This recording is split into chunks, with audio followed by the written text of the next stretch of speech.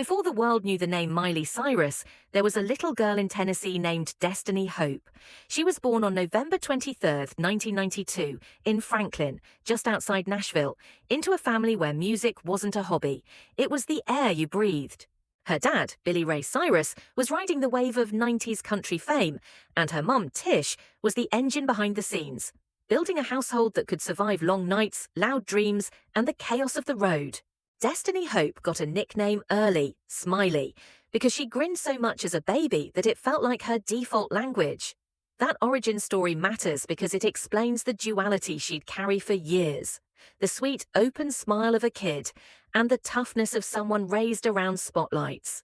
A touring family can feel magical and unstable at the same time. One week you're backstage watching lights and amplifiers. The next, you're trying to be a regular kid in a classroom.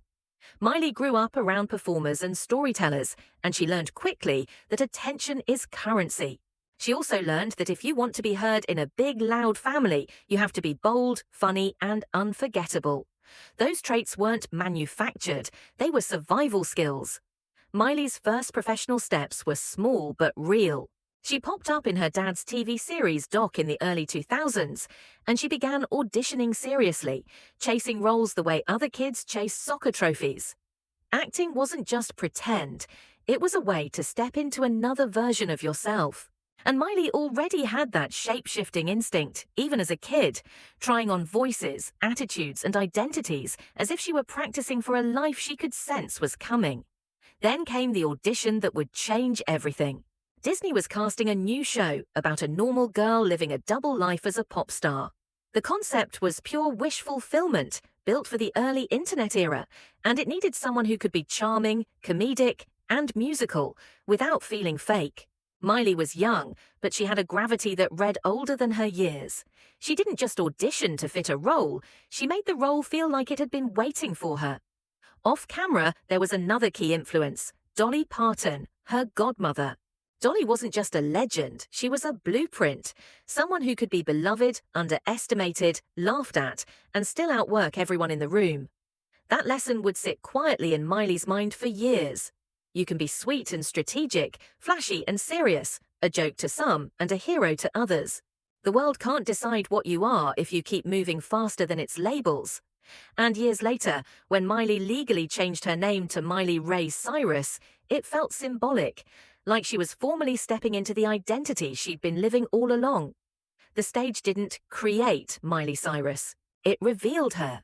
In the next chapter, she steps into the spotlight, and the double life becomes real. In 2006, Hannah Montana premiered, and the cultural dominoes started falling. The show wasn't just popular, it became a routine, a soundtrack to childhoods, a shared language. Miley played Miley Stewart, a teenager who hid her pop star identity as Hannah Montana.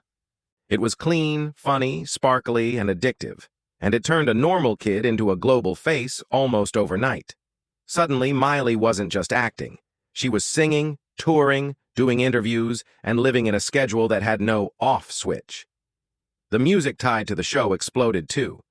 Soundtracks sold like crazy, concerts filled arenas, and Hannah wasn't just a character, it was a brand with a heartbeat. Tours like the Best of Both Worlds made the fantasy physical. Kids weren't just watching Hannah Montana, they were screaming at her in real life, buying shirts, trading posters, and replaying songs until the CDs wore out.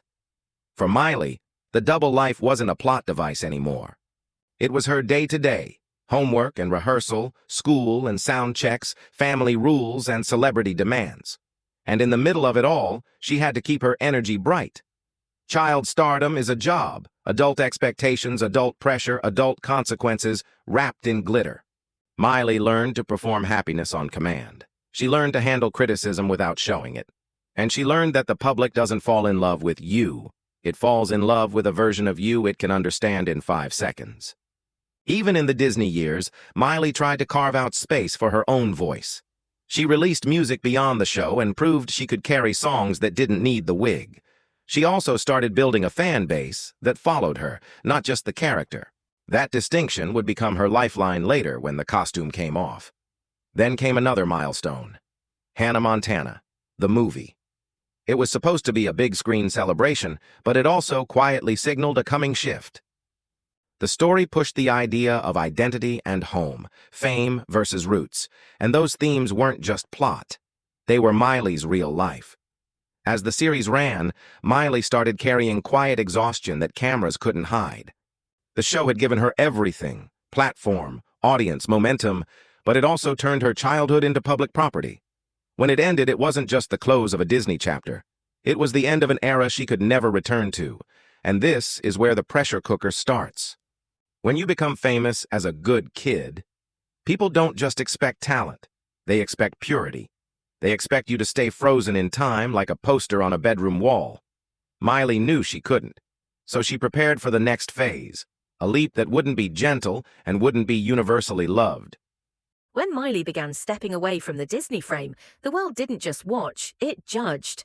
Every haircut, every outfit, every lyric became a headline. That's the strange math of teen stardom. You're celebrated for growing up and then punished for growing up too fast. Musically, she started chasing a sound that felt more like her own. Breakout arrived as a statement that she could stand outside the Hannah umbrella and still hold the room. The songs leaned into pop-rock confidence, and the visuals showed a performer trying to define herself in real time. Not a cartoon version, not a brand mascot. A young woman figuring out what power looked like. Hollywood offered another lane too. In 2010, the last song put Miley in a more dramatic spotlight, and it showed she could carry a story that wasn't built on a secret identity. It also became a pivotal personal chapter, because on that project she met actor Liam Hemsworth. Their relationship, on and off for years, became part of the public narrative around her. For better or worse, romance became another camera pointed at her, another storyline the internet wanted to own. Then came the tension, the need to be taken seriously versus the need to keep the audience that made you famous. Miley experimented with image, sound, and attitude. She leaned into bolder performances and more adult themes, including a deliberate "I'm not a kid anymore" moment with music like Can't Be Tamed. Some fans cheered, some parents panicked. Critics sharpened their knives. Miley kept moving anyway. And she started becoming something more complicated than former Disney star. She was a symbol of rebellion, of youth culture, of the messy transition between childhood innocence and adult autonomy. For Miley, the question wasn't, how do I stay liked? It was, how do I stay real? This period also introduced the pattern that would define her career: reinvention. Miley wasn't interested in repeating a safe formula. She wanted to test the boundaries of pop culture, sometimes gracefully, sometimes explosively.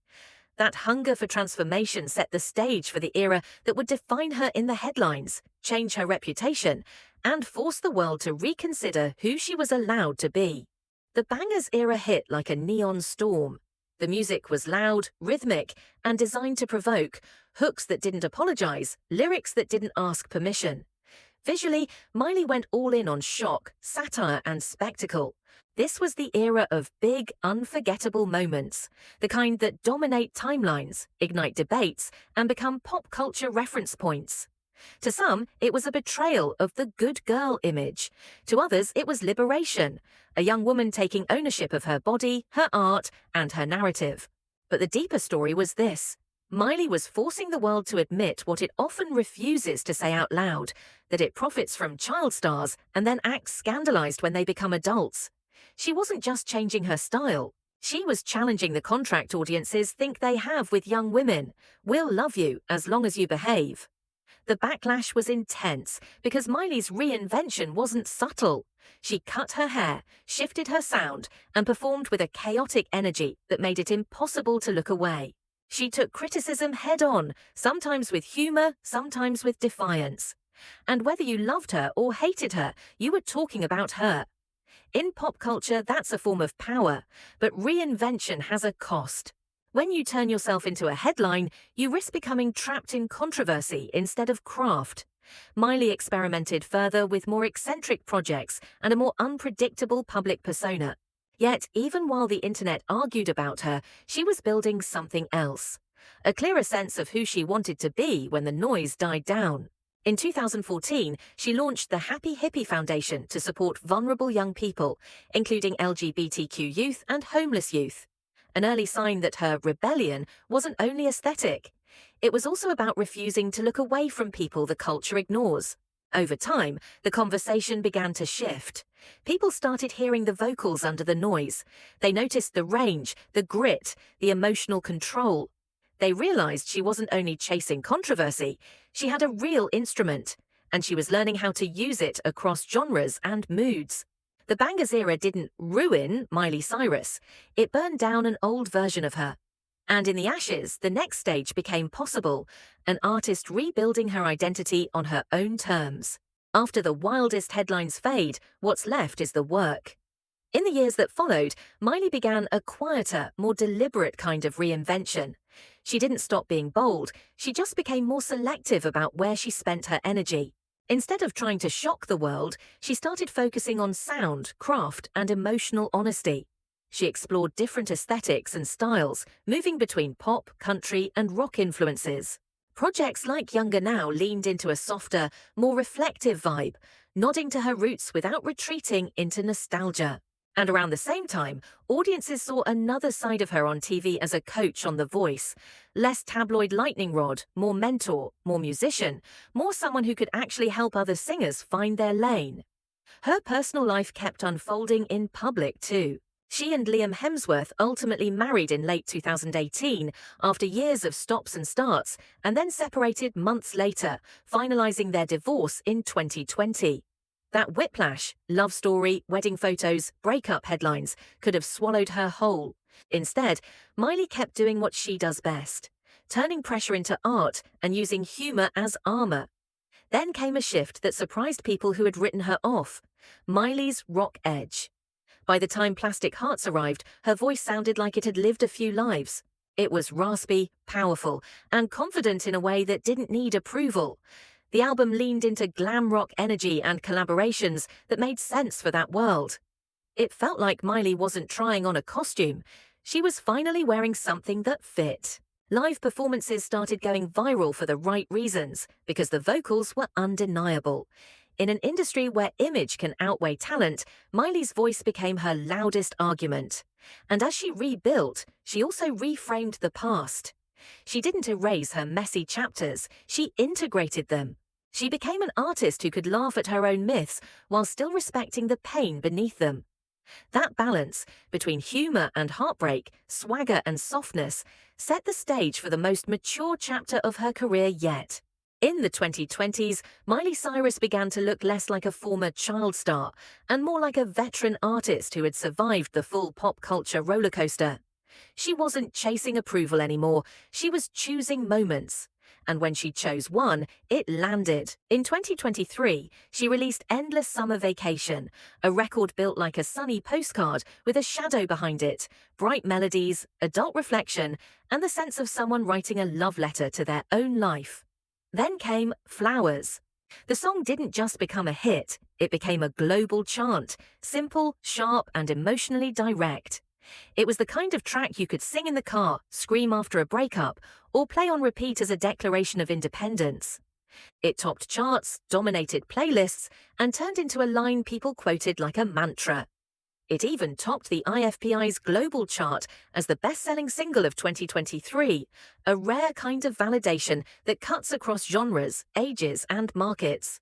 And unlike some viral moments that burn out fast, Flowers stuck because the message was simple: you can survive heartbreak and you can celebrate yourself out loud. In 2024, the industry finally did what many fans thought it should have done years earlier. It gave her Grammys. Flowers earned her first ever Grammy wins, Best Pop Solo Performance and Record of the Year, marking a milestone that felt overdue and deeply satisfying. The award wasn't just a trophy, it was a signal that Miley had crossed into a different category. Not a tabloid character, not a reinvention meme, but a respected vocalist and songwriter with longevity. And she kept moving. In 2025, she added another Grammy to her shelf by winning Best Country Duo Group Performance with Beyoncé for Two Most Wanted, a reminder that Miley can jump genres without losing the emotional grit that makes her voice unmistakable. That same year, she released her 9th studio album, Something Beautiful, designed as a visual album with an accompanying film, proof that she still wanted to take risks, just with more intention. Something Beautiful wasn't just an album with visuals.